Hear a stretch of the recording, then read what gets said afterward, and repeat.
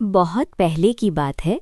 चीन में एक दर्जी टेलर रहता था जिसका नाम मुस्तफ़ा था। वो बहुत गरीब था। उसका एक बेटा था जिसका नाम अलादीन था। मुस्तफ़ा चाहता था कि अलादीन कपड़े सिलना सीखे ताकि वो उसकी मदद कर सके, लेकिन अलादीन को सिर्फ दोस्तों के साथ गलियों में खेलना पसंद था। फिर उसके पिता बीमार पड़ गए और उनकी मौत हो गई। अलादीन की माँ को सारा काम खुद करना पड़ता था।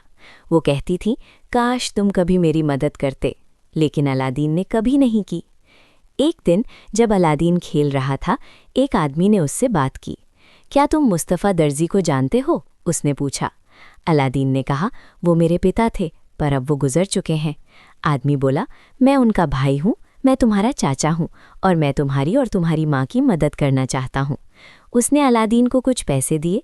अगले दिन वो फिर मिला और बोला, मैं आज रात तुम्हारे घर खाना खाऊंगा। अलादीन की माँ ने पहले कभी उस भाई के बारे में नहीं सुना था।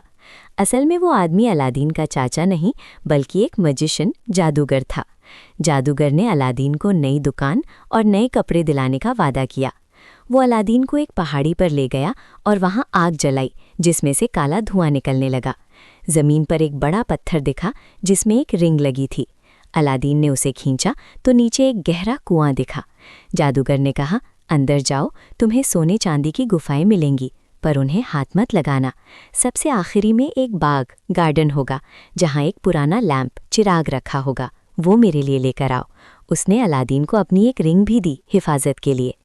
अलादीन अंदर गया, उसने लैंप लिया और बाग से ढेर सारे चमकदार हीरे जवाहरात भी भर लिए। जब वो वापस ऊपर आने लगा तो जादूगर ने पहले लैंप मांगा। अलादीन ने मना कर दिया तो गुस्से में जादूगर ने जादू से पत्थर बंद कर दिया और अलादीन अंदर फंस गया।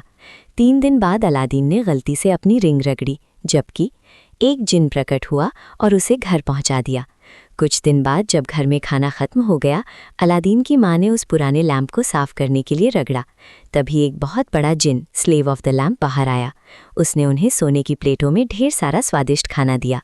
अब अलादीन और उसकी माँ खुश थे और जब भी उन्हें ज़रूरत होती वो लैंप रगड़कर जिन से मदद मांग लेते।